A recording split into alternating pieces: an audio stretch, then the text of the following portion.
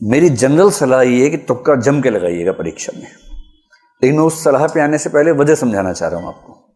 और ये सलाह सबको नहीं है, किसको नहीं है ये आपको खुद जज करना है अभी की बात सुनने के बाद। जनरल सलाह यही है।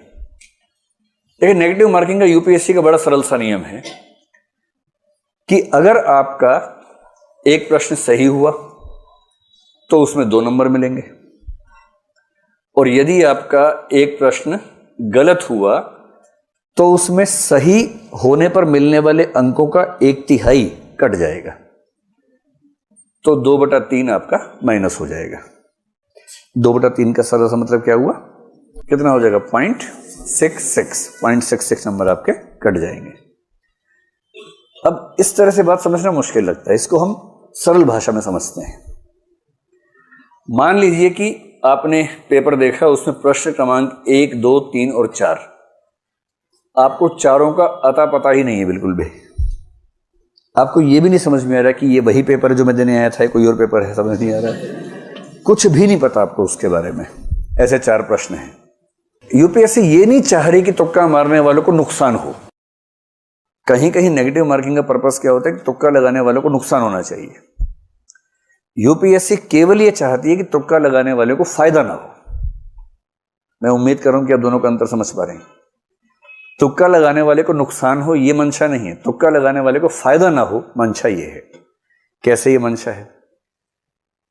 सिंपल प्रोबेबिलिटी है कि चारों प्रश्नों में 4-4 ऑप्शंस हैं और आपको एक भी नहीं आता है। आपने पहले प्रश्न में 4 में से रैंडमली कोई भी लगा दिया, सही होने की संभावना कितनी है, 1/4 है। आपने चारों प्रश्नों में तुक्का लगाया, सही होने की संभावना कितनी है, 1/4 है। सिंपल लॉ ऑफ प्रोबेबिलिटी कहता है कि आपका 1 ठीक होगा, 3 गलत होंगे। 1 ठीक होने से 2 नंबर मिलेगा, 3 गलत होने से 2 नंबर कटेंगे, और इसका मतलब है कि आप 0 के 0 हैं। अगर आपने 4 प्रश्नों में तुक्के लगाए तो स्कोर आपका 0 ही रह जाएगा। इसलिए इन्होंने जो नेगेटिव मार्किंग की कसौटी रखी है कि 3 गलत प्रश्नों पर उतने ही नंबर कटेंगे जितना 1 सही होने पर कटते हैं, इसके पीछे का आर्गुमेंट ये है। इसका सरल सा निष्कर्ष है कि तुक्का लगाने से फायदा हो ना हो, नुकसान तो नहीं होता है। एक निष्कर्ष तो निकलता है ये वाला, तो नुकसान तो हो ही नहीं रहा इससे। अब भगवान करे कि मान लीजिए कि तुक्का लगा 2 ठीक हो जाए बाई चांस, सोच के देखिए। अगर ऐसा हो जाए, मान लीजिए अगर ऐसा हो जाए, 2 सही होने पर इसको 4 नंबर मिल गए, मिले ना, जबकि 2 गलत होने पर इसका जो कटा है वो केवल 1.33 कटा है। और इसका मतलब यह हुआ कि अब ये बराबर नहीं है, अब इसको 2.67 मार्क्स का शुद्ध लाभ मिला है, केवल इस वजह से कि इसने 4 में से 2 तुक्के सही कर दिए। आप मेरी बात समझ गए? और यदि कोई तुक्के में इतना माहिर है कि 4 में 3 ठीक कर दिए उसने, 6 नंबर मिले, नुकसान कितना का हुआ, केवल 1 गलत, 0.66, 5.34 का उसको शुद्ध लाभ मिला। और असली बात यह है कि अगर आपको प्रीलिम्स क्वालिफाई करने के लिए 56 प्रश्न करने हैं, मेरी समझ में यूपीएससी देने वाले 5 लाख लोगों में से मैक्सिमम 5 ऐसे होंगे, या बहुत मानूंगा तो मान लूंगा 20-30 ऐसे होंगे जो बिना कोई प्रश्न गलत किए 56 ठीक कर सकते होंगे। इस एग्जाम की नेचर, मतलब अगर आपने एग्जाम दिया है या कम से कम मॉक टेस्ट ठीक से दिया है तो आप समझ सकते हैं। कोई अगर ये कहता हो कि मैंने 56 प्रश्न किए, 56 के 56 सही किए, बाकी को हाथ ही नहीं लगाया, ये सब हवाई बातें हैं। जितने अच्छे लोग हैं उनमें से अधिकांश 40-45 के बाद टें बोल जाते हैं। 40-45 तक हो सकता है कि हाँ ये मुझे आता है, ये 3 कथन है, तीनों मुझे आते हैं, ये सही हुआ, ये गलत हुआ, एकदम एग्जैक्टली बता देंगे। 40-45 के बाद तो एक गेम चलता है, गेम ऑफ एलिमिनेशन, जिसको हम सीधी भाषा में बोलते हैं तुक्के की प्रतिस्पर्धा।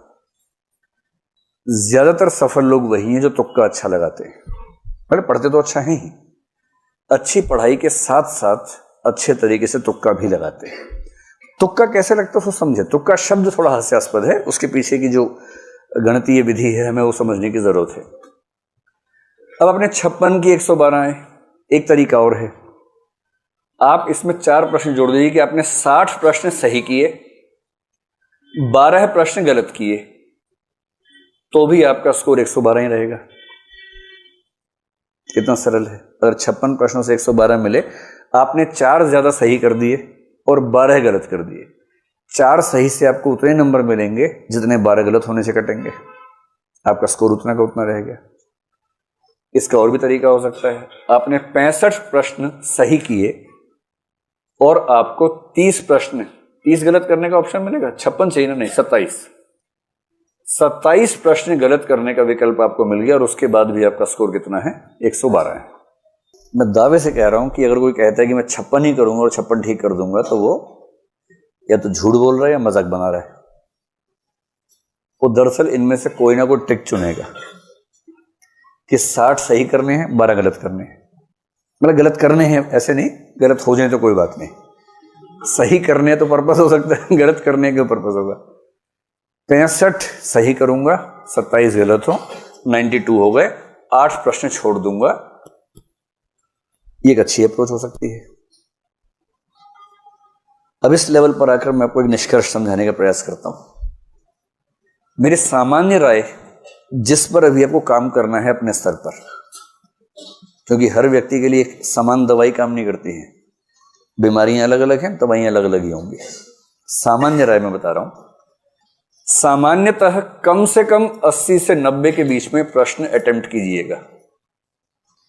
इससे कम करेंगे तो ज्यादा संभावना है कि प्रीलिम्स नहीं होगा। और इसका सीधा सा मतलब है कि छोड़ने का मामला लगभग 10 प्रश्नों पर ही होगा कि 10 को आपने छोड़ दिया। छोड़ना केवल उन प्रश्नों को है जिनके बारे में आपको रत्ती भर भी नहीं पता है।